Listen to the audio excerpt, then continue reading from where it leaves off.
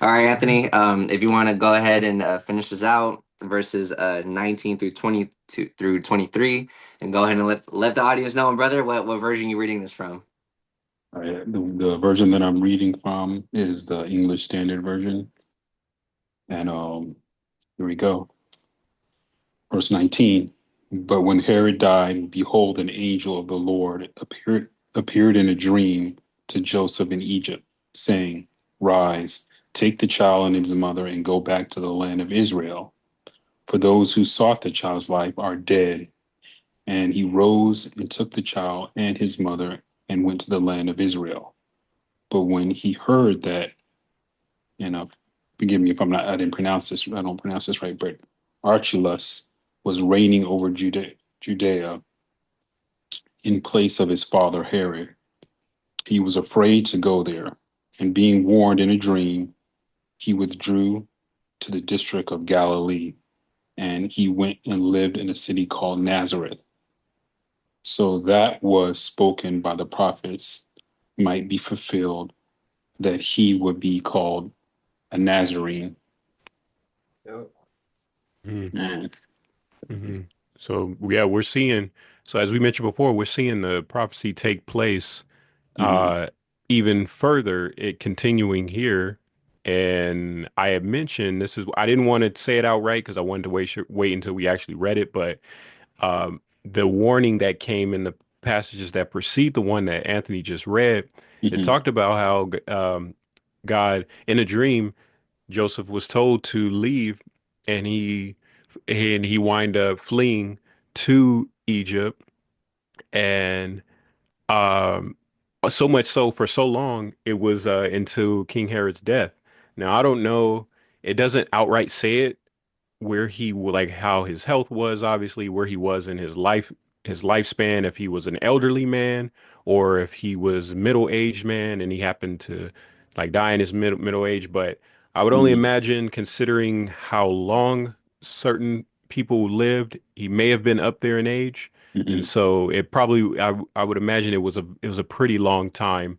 And we'll kind of know we'll I guess you can say we'll notice that in the chapters that follow this one, considering the I guess the time jumps in which Jesus himself ages in the Well, chapters that follow. um, Mhm. because I'm looking at it right now, and it said he was approximately 69 to 70 years old Okay. when he died.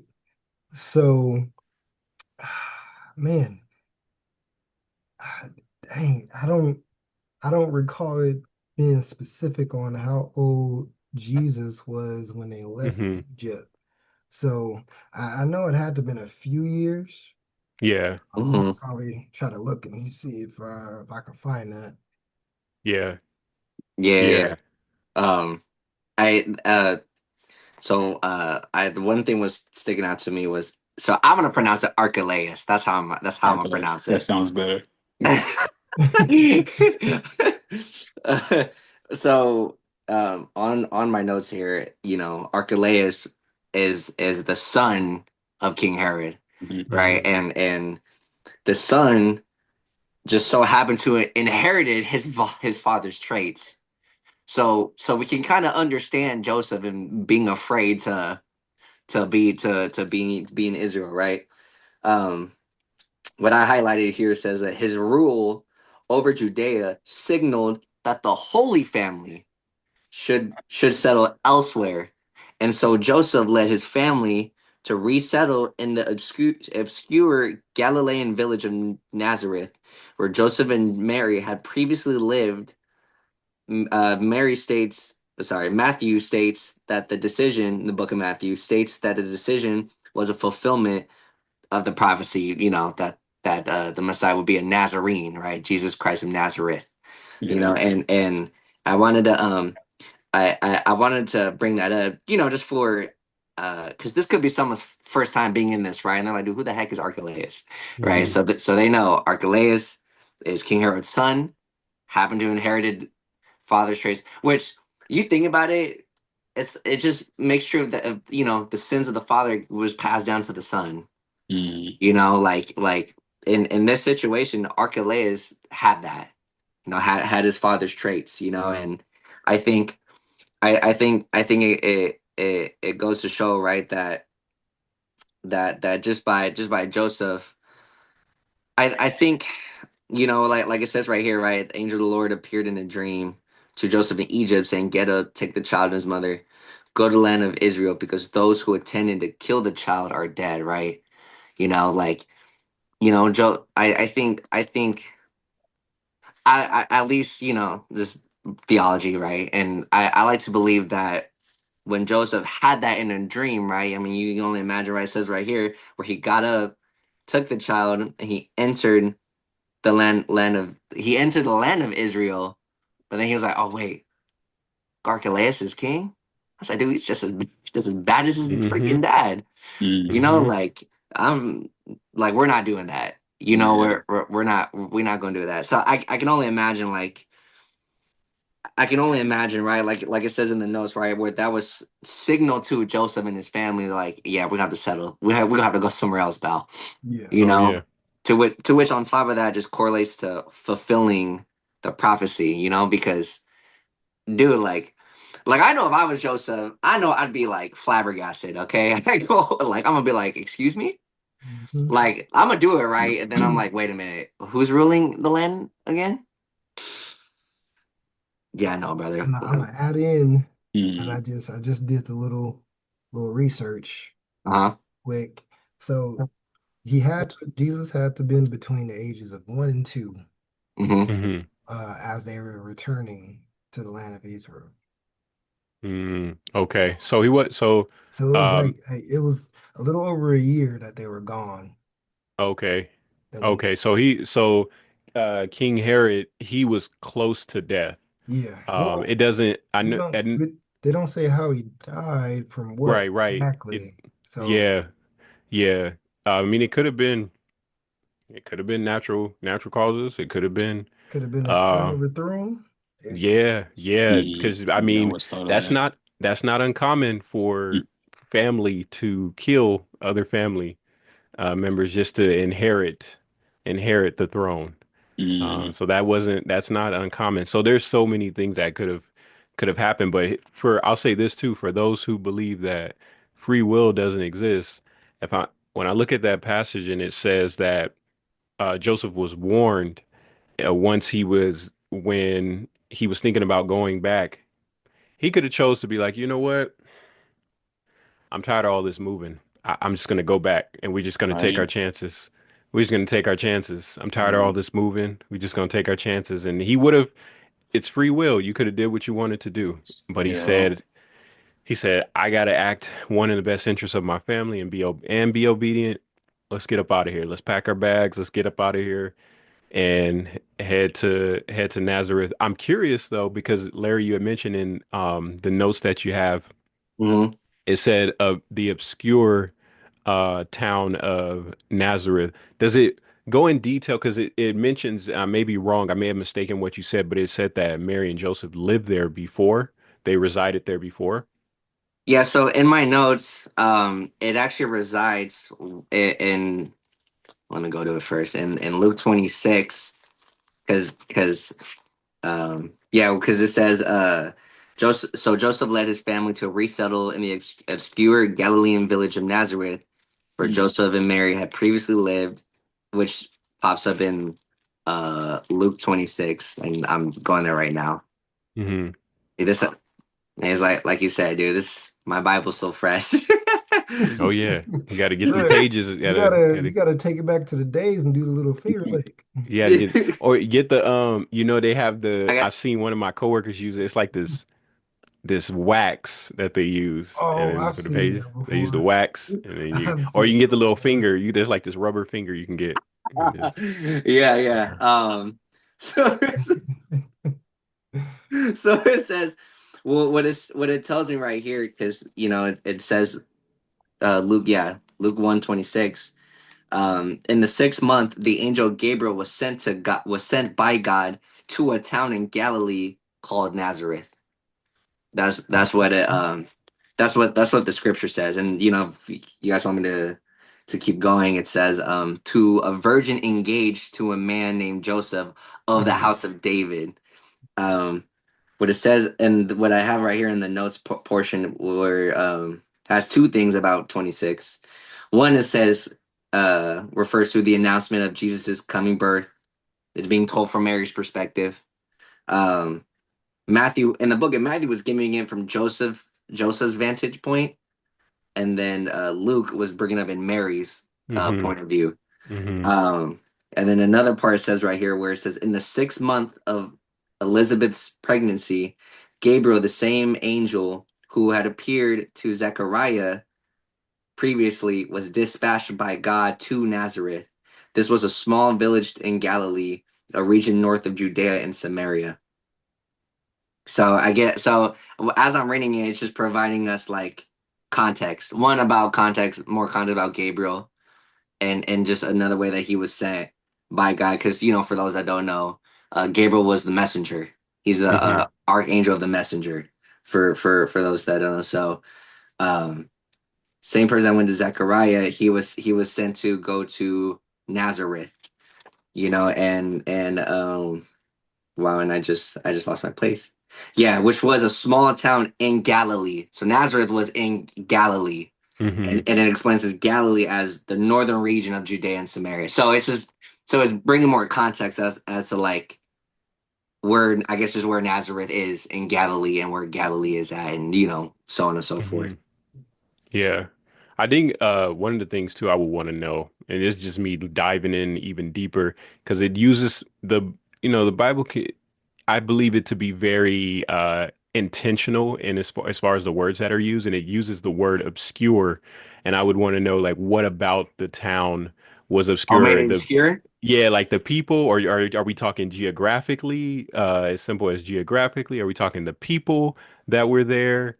Um, the type of culture that was there, Mm. like what made it obscure. I would only imagine that though that it was the dwelling as far as being able to dwell there was safe if Joseph wind up settling there and he having been lived there before, he probably knew, okay, this is the safest option for us right now, and it also obviously aligns with the prophecy. But I was curious to see what about it was obscure. I mean, if you, because I mean, when you think of obscure, um, it can be concealed, it can be Hmm. uncertain, not discovered, Hmm. not known about. Hmm. So, I as it described it as a town within Galilee, it Hmm. Hmm. could just be that it's like, Pixley, the town Pixley out Hmm. there. Yes. It could just be Yeah. obscure like that because people drive past that and don't even know it's a town. Yeah. Right, So right. I think it could probably be hinting towards something like that. That's why it's Mm. obscure. Because, later on in the Bible, it talks about Nazareth as like worst place. Hmm. Like bad people live there and Hmm. the worst of the worst. So, it could just Yeah. possibly be like obscure in that way. Right, right. Okay, that makes sense. Larry, I, I see Like you, a brother. finger in a yeah, yeah, I because see you, because brother. because as we were talking about it, I'm typing it right, and yeah. it actually backs up what David's saying actually, because so I have it right here. Um, Galilee was described as obscure not because it was unknown, but because it was considered a backwater region with a reputation for being unsophisticated and influenced by Gentiles. Hmm. This Mm, this contrasted Contrast, yeah. contrasted. I don't know why I had to like with the more prestigious and religiously observant region of Judea where Jerusalem was located. Hmm. you know what? Okay, now the pieces are starting to uh come together because I mean it makes me think if you're trying to I don't know, I mean maybe that wasn't Joseph's thought process, but it's like if you're trying to hide a child that is deemed as the king of the Jews, would you go into more of the prestigious place where people are likely to look, or would you go into more of a town that you are used to, even though it is obscure? That thought well, maybe that be my mindset. I'm trying to hide out as much as I can because I don't want them coming after us or our child. Yeah, you got to remember too. Um, he it said so he could fulfill prophecy Hmm. because it was foretold that he would be from Nazareth, Jesus Hmm. of Nazareth. So Hmm. he was fulfilling prophecy, and of course, with the secondary meaning of concealed, it's a Yeah. place where people won't just go and have immediate access to. So, Hmm. or they wouldn't want to have immediate access to be more exact. So Right. it made perfect sense all around, and he thought quick too. Yeah. So Yeah. it had to have been him being guided Hmm. to Hmm. just get into Israel and be like, "Ooh, let's make this left in the fort because Yeah. I think we're gonna get caught if we go back." Yeah. Oh So yeah. Oh yeah. And No, for sure. what's popping in my head too, just throughout this discussion is throughout the New Testament. I'm gonna say in addition to that, and in addition of like watching The Chosen, right? When Jesus is performing these miracles, right, and the Hmm. Pharisees are getting word about it, right, and words getting spread around it, right. Hmm. You think about how they're describing like where he's from. It's like they call him Jesus of Nazareth. He's like Nazareth. Like you hear them describe how it's like mhm. Nazareth, and just reading from this right here, right? Unsophisticated and influenced by Gentiles, like you can only imagine, like especially from watching The Chosen, you can only imagine like you can like see their faces literally, and they're like, dude, are you talking about from Nazareth? Like from that place like Nazareth, That, really? Hmm. Like that's no, like yeah, that's like yes. LA saying, "You from Bakersfield? Right. That Right. Yeah. place? I was getting Bakersfield?" ready Like to say what? that when Like what? when I was in What? college playing basketball, everybody was talking about where they're from. I said, yeah, I went to Foothill in Bakersfield, and they had that same look, like, what? What? Hey, I'll Bakersfield? flip. I heard that's I'll like, I'll flip it. Look, I'll flip it on you. For even now, I've gotten it. People say, people think people are like, oh, what high school did you go to here? And I was like, oh, I didn't go to high school here. And they're like, oh, where'd you go? I said, I went to Inglewood High School. I'm from Inglewood. They're like, you're from Inglewood? What? mm, They're like, always, and they didn't know much. And they're like, I only remember the forum and people saying Inglewood up to no good. I'm like, yeah. I hear that a lot. I hear that a lot. Inglewood up to no good. But that would always get that. Like, you're from Inglewood? Like, my goodness, like you must have survived World War III. Wow. Mm, Man, no, yeah, especially because when I was living in Santa Clarita and I was telling people like, oh, I'm from Bakersfield, they all looked at me like, where is Bakersfield? Hmm. Like, is And that? that's crazy too, because it's like, roughly an hour, over an hour, little over an hour away. But coming from down south, I didn't even know anything past Santa Clarita where you were living. I didn't even know anything past. I thought it like I never went past Santa Clarita mm, before, so I didn't even know of Bakersfield before too. So I get it. Man, yeah, yeah, I absolutely. But this is why it's so important. Like, this is why it's important. Goes back to what I was part of what I was saying in our last episode. For those that haven't like, for those that haven't like tuned in yet, right? Which you definitely should. Brother Mike shared a little bit about how he had these like questions, right, of wanting to like get more context, right, of scripture, right, and since like Mike, don't let me put words in your mouth, right? It's just for you, I can like it probably felt like you weren't allowed to have those questions, if that makes Hmm. sense, So it's Hmm. like like you were just like we just read chapter 2, you're supposed to take that just verbatim. Hmm. But this is why like it's important, like it's okay to have these questions and to want to dive deeper. I mean, and I'm sure this isn't like what God is actually saying, but I can only imagine him as our father to be like, oh, you want to get into it, let's get into it, son, Yeah, daughter. yeah, yeah, Like you're just spending more time with me by doing so. yeah. And I'm sure he's not saying that verbatim, but I can only imagine like that's just how he feels. Hmm. By doing such things. So I say that to say like it's okay to have questions, to want to know deeper, to want to know more context, and want to know whatever. Like it's okay to have that.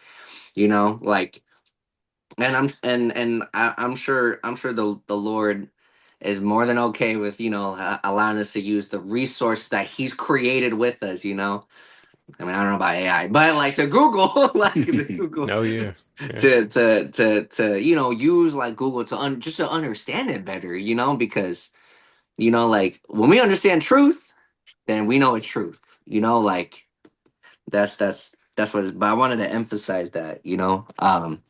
Does anyone else have any like thoughts they wanted to share like at any point like throughout like the entire chapter or just like or throughout just with this chunk of the section or just anything.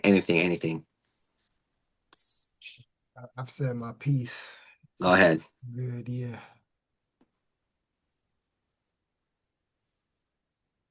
I think we've covered it. I feel like we broke it down. Yeah. I'm glad you mentioned that when it came to context because there's obviously so many different versions of the Bible. You know, we've heard readings from NIV, um, the one that Anthony was reading. I actually changed the English Standard Version. We have the King James Version, New King James. People can read from New King James. There's so many different versions of the Bible. So I think context is really important because a word can be taken out of context and misconstrued, and people are like, Mm. "Well, what? Wait a minute. What does that mean?" But it's good that we broke it down. And I look for anytime I'm reading things, I look for those little words, like how I picked out the word obscure, you know, what we know of the word already and what it means in the context of which is being read in the Bible. Like that's what I looked at. Okay, how different is it to than what the word than I know the word to be, you Amen. know? So I think context is very, very important, and it only helps for people's under for somebody's understanding when they're reading. And I'm excited for the want us to get into the next chapter because again, we getting more deeper into the prophecy and um, Jesus being coming into the man that obviously we will know him to be. And so I'm really excited for that. Oh man. Oh yeah. I know. What? Watch some. What? Imagine someone be like, "Hey, don't spoil it." Oh, I know, right? your word. I know, right? You like could, you like can, like it's it's it's it's already there. Look, you can read up on it. It's imagine this. What you saying that? Imagine the Bible came out. Like I don't know if you guys ever read comics growing up, but when comics were released, even now too, they're released in like issues. mm, So you can't obviously read early on. If it's a brand new comic, you can't read like issue 4 right now. It goes Mhm. 1, obviously 2, and then 3 might come out a few months later. Imagine the Bible being written like that. Like you can't read. We got to wait for a few months for Matthew chapter 3 to come out, Yeah. we can't get to it. man. Imagine having to do it like that. Mm. Right. Man, no, that's man, that'd be crazy. Imagine the suspense too. Like, I just Hmm. gotta know more.